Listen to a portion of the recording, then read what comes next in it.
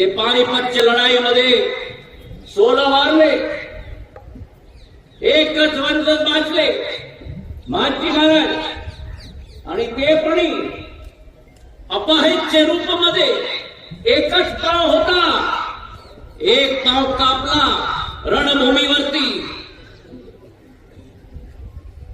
आणि ते 14 जानेवारी 1661 वर्ष, 10 वर्षामध्ये बायकोचं जेवर बेचून,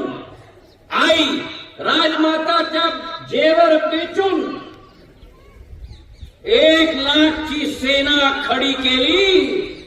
आणि 10 फरवरी 1771 मध्ये छत्रपती शिवाजी महाराजांचं स्वप्न हिंदवी स्वराज्याचा पहिला हिंदू शासक होता, लाल किल्ल्यावरती भगवा झेंडा फडकायचा संपूर्ण स्वप्न पूरा केलं.